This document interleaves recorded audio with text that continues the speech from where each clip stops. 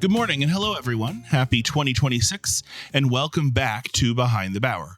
I'm Ryan Steffen, Executive Director of the Bower Center for the Arts here in beautiful Bedford, Virginia. Each episode, we dive into the creative heartbeat of our community, celebrating artists, visionaries, organizations, and unique opportunities that make Bedford such an inspiring place to call home. And in case you didn't know, Bower Center for the Arts hits a huge milestone this year. It is our 20th birthday. So for the last 2 decades, Bower Center has been the hub for creativity, community, and working continuously to meld the two into one. So today, I've gathered most of the gang to talk about where we've been and where we are heading. So our first guest is someone many of you probably know very well, Susan Martin. She's the former executive director, before that a board member. It is now currently our director of development and marketing. Hello, Susan. Good morning. We also have with us Lauren Hood, our programs manager for the last several years, who spearheads our education, outreach, and live performance programming. Well, welcome, everyone. Let's talk a little bit about what's going on. So I'd like to start maybe with some introductions and some background. A lot of our listeners have probably heard us talking and leading some podcasts, but might not know a whole lot about who we are and how we landed here exactly. So I'd like to take just a couple minutes, if we could, to introduce ourselves and let our listeners know a little bit about who we are. Susan, do you care starting for us? Sure, I'd love to. Great. So go ahead. Just tell us a little bit about yourself. Yeah. Just give you a little background. I've been involved in some way, shape, or form with the Bower Center for the Arts pretty much since its existence. I was the executive director at the Bedford Area Chamber of Commerce for many years. And during that time, we played a role in helping to promote the Bower Center for the Arts with their ribbon cutting and celebrations, things like that. So I had an involvement from very early on, and even earlier than that, when it was still home, the building to the Bedford Christian Church. My kids actually went to preschool there. So I've had a long history with the building itself.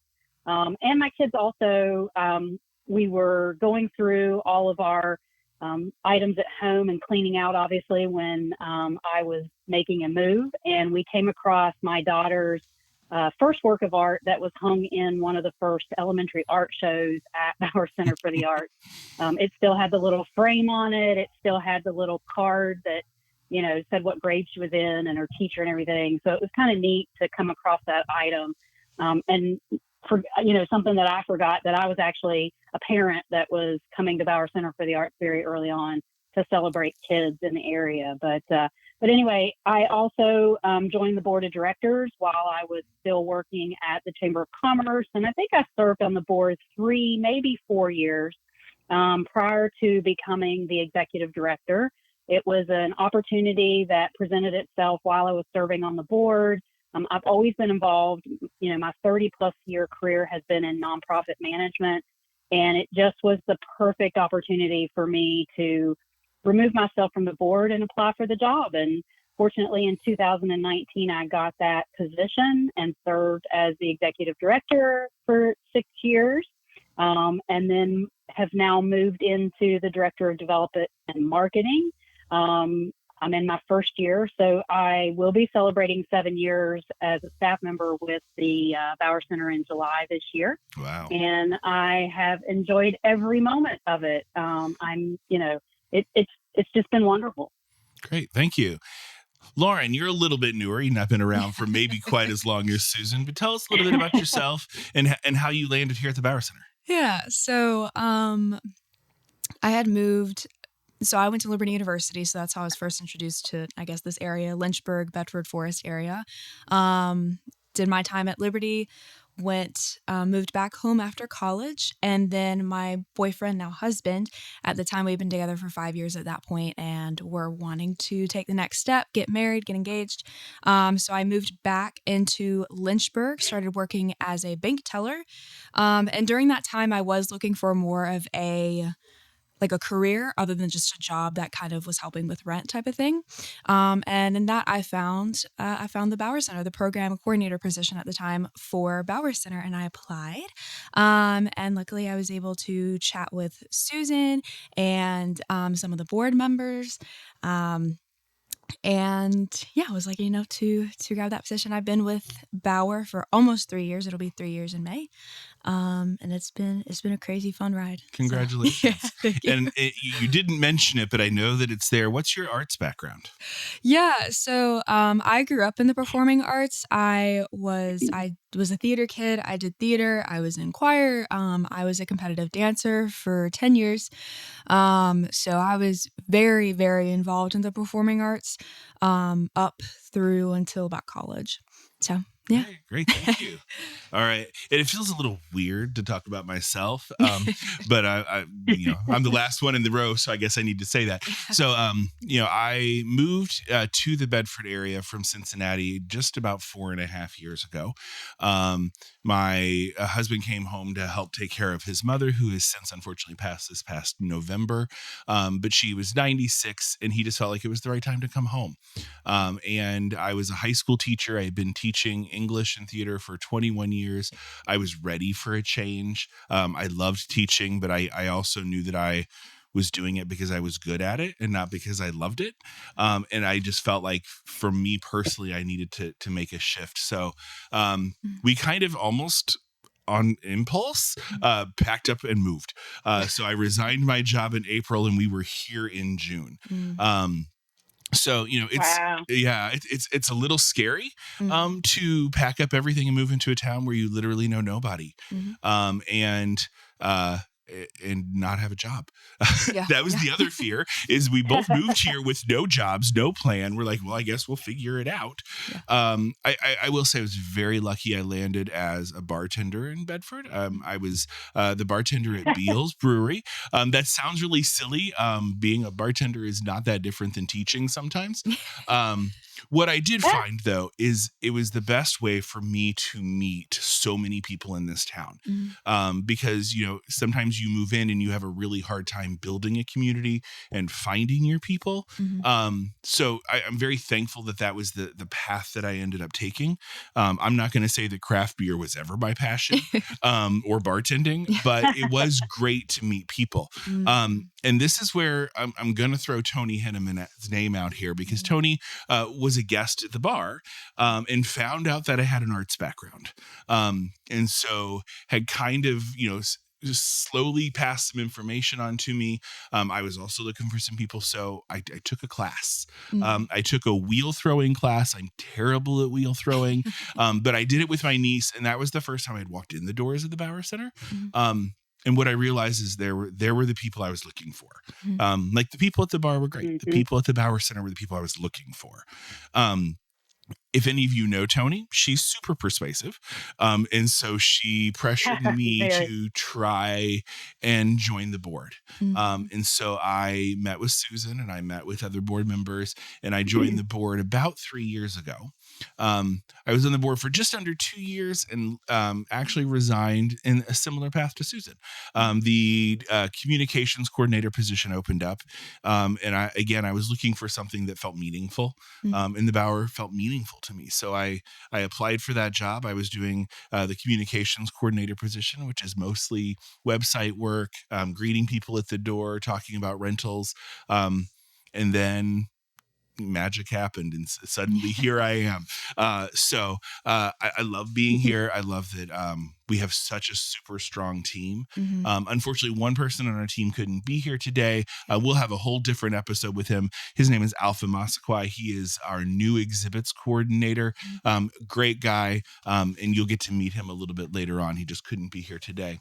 But I think that the four of us, along with our board and our volunteers, do a really great job of keeping this art center alive and thriving. So before we jump into everything we've got going on this year, like I said, it is our birthday. And I would like to talk just a little bit about, or have Susan talk about, because I've talked too long now, talk a little bit about the Bauer Center, how it started, where we came from, and how we got where we are today. Susan, can you briefly attack that question?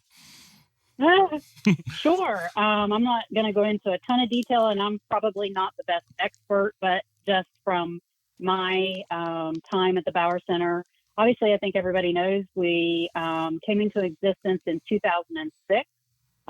After many conversations with lots of what I consider founding fathers, meeting and speaking with Dr. John Bauer before he passed, and having the wonderful Fred Dewis, who's a part of the Wharton Memorial Foundation and the Wharton Garden. Um, I've gleaned lots of wonderful information, and from my understanding early on, it was just a conversation. Our building had been a church for many years, built in the late 1800s, and it was originally St. John's Episcopal Church.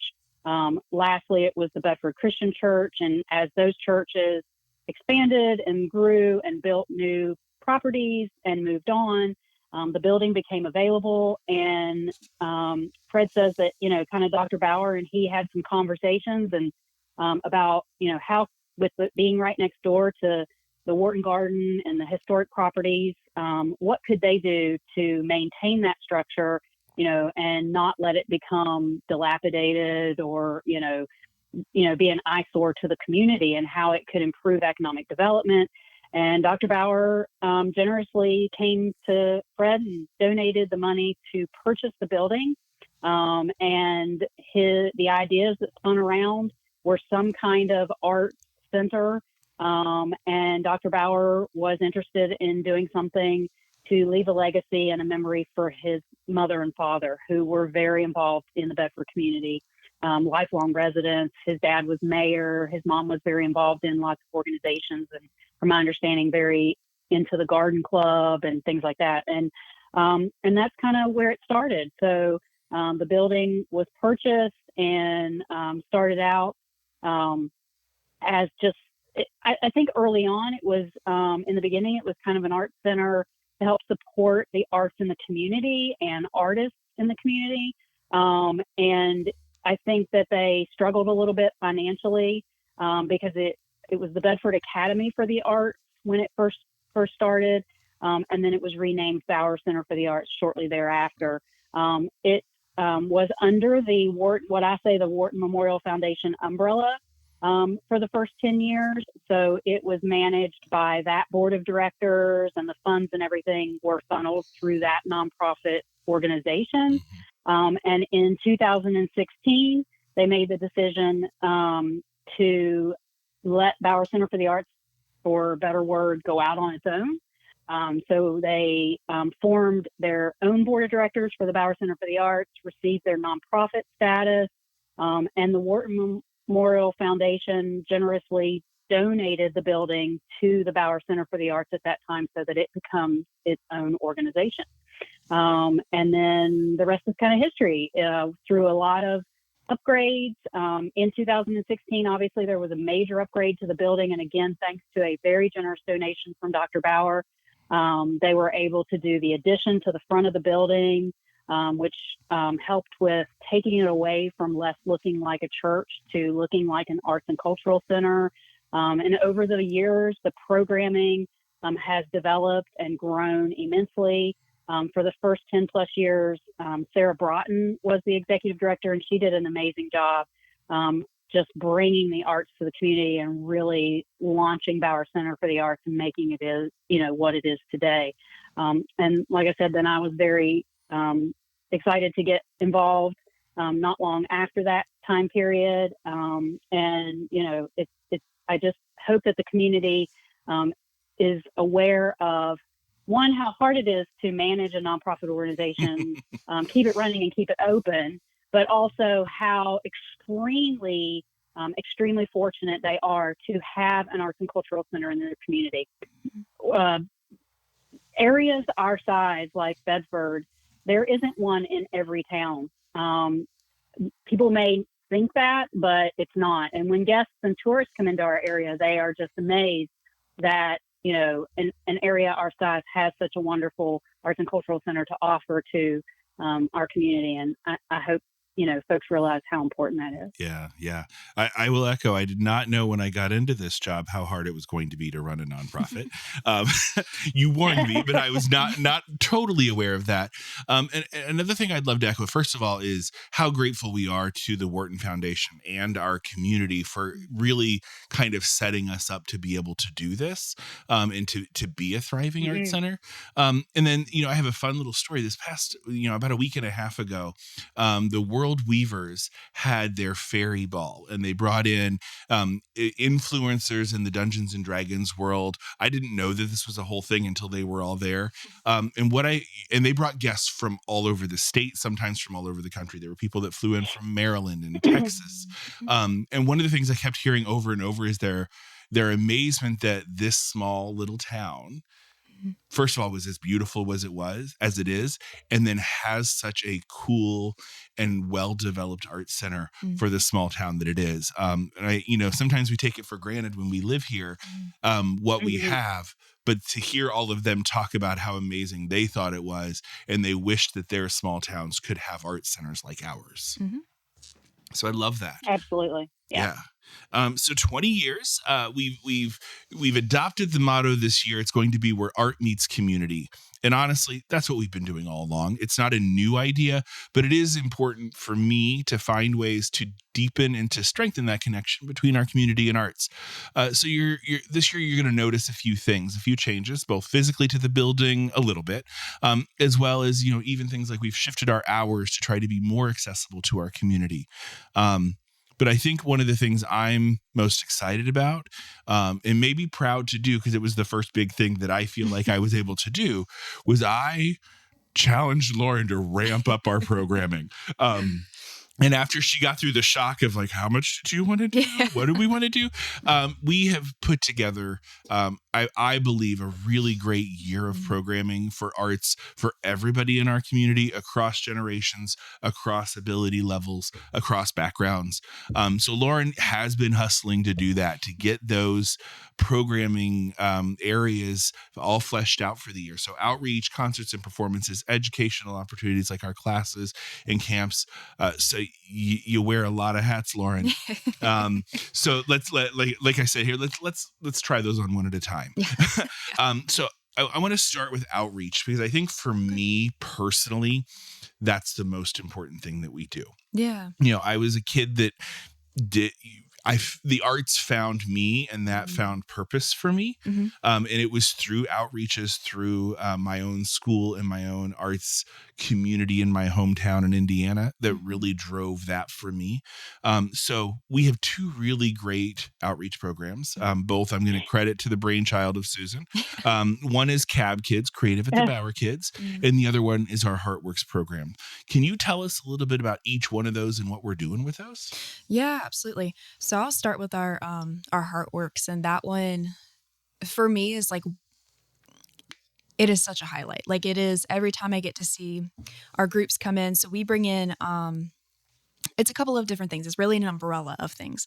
But one of the things that we do is we collaborate with Harmony Day Support, and we have groups that come in, and currently they are coming in once a month for 2 sessions. We split them up into groups, and what it used to be is we used to have them twice a month, but actually our groups have gotten so large, which is so exciting, that we've had to split them up into 2 groups twice a month. So that's really exciting. And we do a adapted art project with them that they get to take home typically that day. So whether that's adapted painting or drawing or mosaics, we try to touch on a ton of different stuff each time. And it's a project because they love to bring their projects home, or they'll make them like, I'm going to make this for my girlfriend, or I'm going to make this for my mom. And so we make sure that they get to bring those home to their loved ones.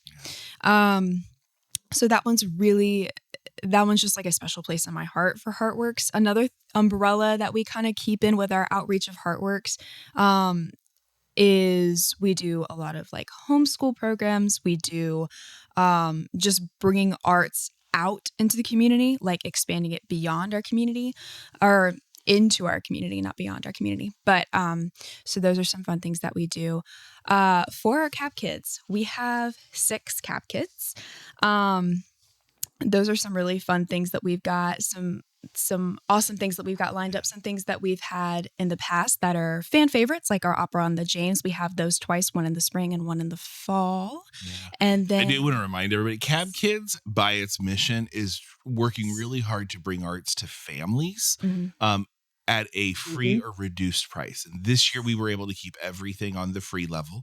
It was funny. I noticed that there's somebody that signed up and registered for every single Cab Kids yesterday. So I went through, I was like, wow, they registered for everything for the entire year. So I just wanted to make sure that everybody knew exactly kind of what Cab Kids was and what we were doing behind that. I didn't mean to interrupt you. No. That's the biggest part, is that we do want to make it accessible to everybody. And just, and a fun time for your family to get out, and when it is, it's on a Saturday from 12 to 2 every single time. So it's just a good thing for families. Our very first Cab Kids is a Geoffrey Marsh, and he is a juggling and circus workshop.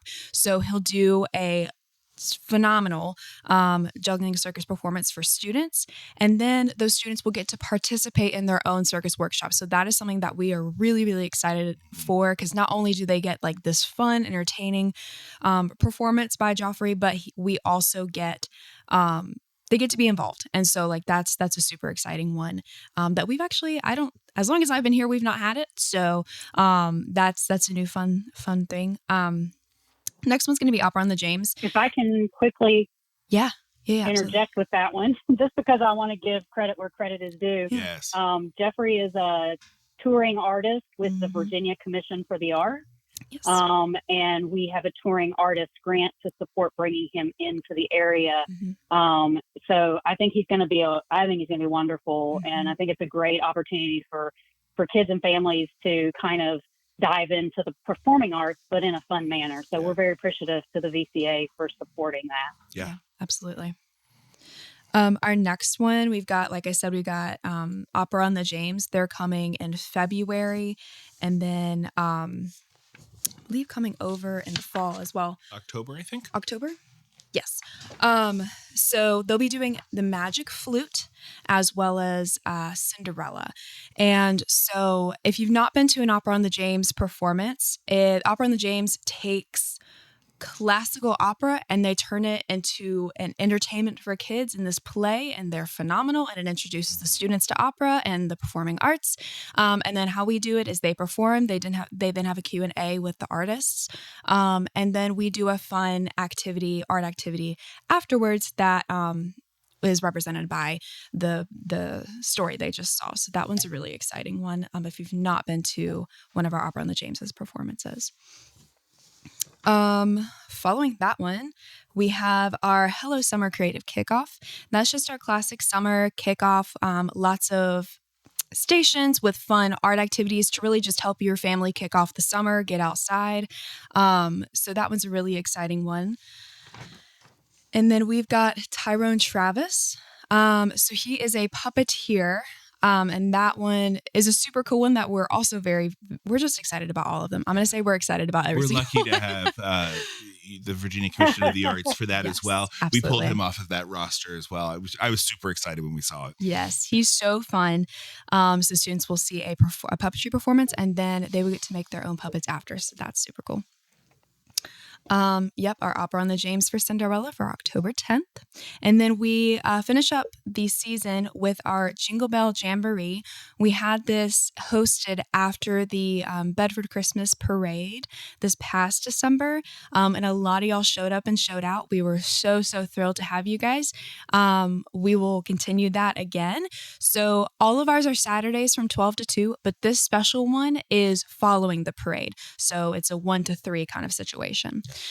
So definitely make sure you don't miss out on that one. Perfect. Thank you, Laura. Yeah. I don't think we need to go through our entire concert and performance schedule. That's a lot. Because every time I look at it, I was like, wow, we were ambitious. Yeah. So we have 14 concerts and performances lined up for this year. So rather than go through the entire schedule, which I can say all of those are listed on our website right now at bowercenter.org. And you can certainly look at all of those. Let's just highlight the one concert that we think, or performance that we're maybe the most excited to see on our schedule. Ooh. So I'll let you think, and Okay, I'll go yeah, first. definitely go ahead. I'm going to go first because this one performance that I have, I just kind of said, I just want you to reach out to him. So there's a local guy named Noah Spencer. I saw him when he was a teenager in high school playing at Drifters. And then somehow magically, while I was watching The Voice, I saw his audition. He ended up being in the top 10. He was in Team Reba, was Stolen as well. He's a fantastic performer. He's young. He's down to earth. He's from Central Virginia. So this is kind of his roots in his home. And it was the one where I was like, hey, Lauren, just reach out and see what he says. He might say no. He might be more expensive than we can possibly afford. But he's going to be here in April. And I'm super excited because it was a leap. I just took a leap on that one. Yeah, that was definitely an exciting one. Since you went with the concert, I'm going to go with a performance. We had Adam Minnick, the comedy show. I'm a big comedy girl. My husband's got me into comedy, and we love to go to stand-up shows. Adam Minnick actually has specials on Dry Bar Comedy, which, if you're not familiar with that, that's like a big deal. And it's clean comedy as well for my clean comedy fans. So we are really excited to have him. He's based out of Nashville. He's a dad who is just so funny, has not just the dad jokes, but he also has just really relatable funny stories. So definitely come out to that one. That one's in March. So yeah, it's another one of those performances I feel super lucky to have got. Yes. Yeah. Susan, how about you? Yeah. I mean, I agree with what both of you said. And I think I'm just going to say, because the schedule is so full, we brought back some of our favorites, but then we sprinkled in new performances throughout the year. So I'm most excited about that. And we also took advantage again of the Virginia Commission for the Arts touring artists and found some artists on there that are going to be coming in. And so I think I'm most excited about the fact that we were able to bring back some of our favorites, but we were able to really fill the schedule with new performances. And I'm also excited that we're bringing back John Hardy at the end of the year.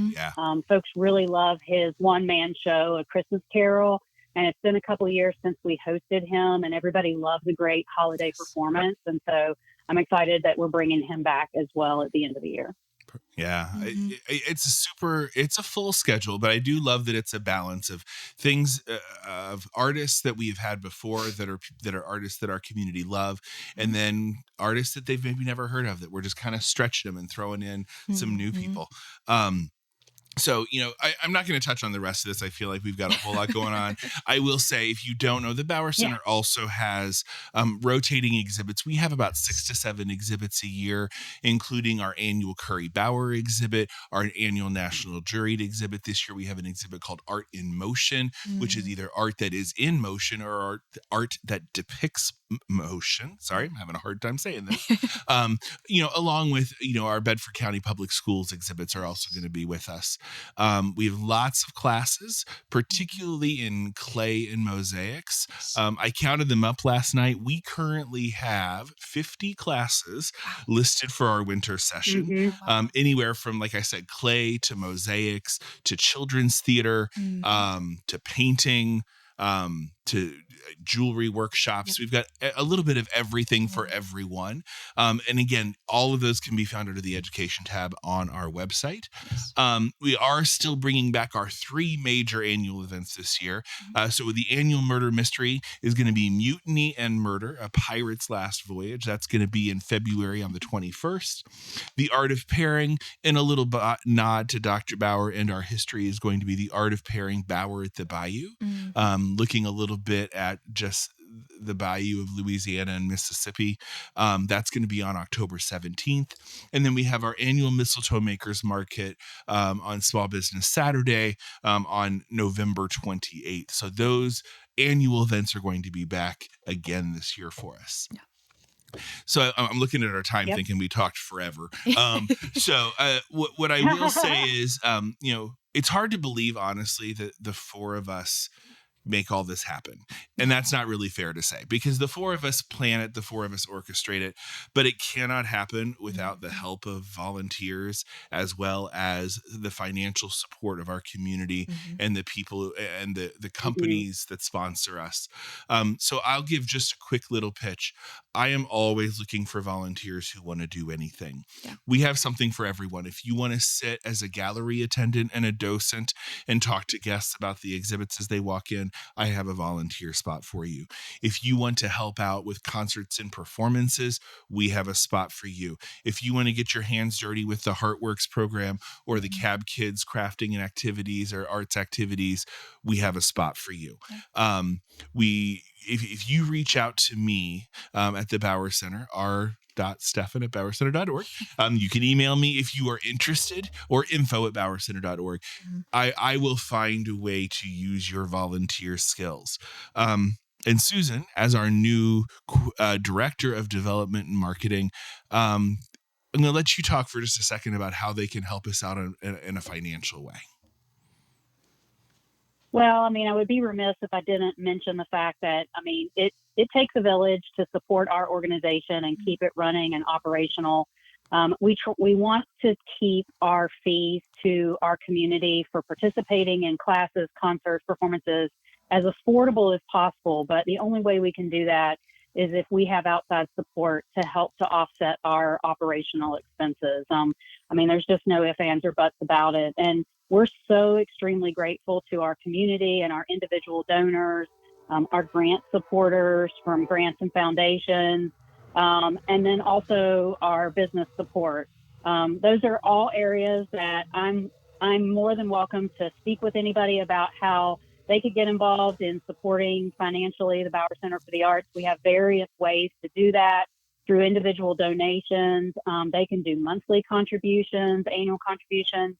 And then we have lots of sponsorship opportunities for both individuals and businesses that have a lot of marketing, benefits to them, but it's also an opportunity for them to show their support of the arts in our community. So if anybody's interested in that, they can reach out to me again.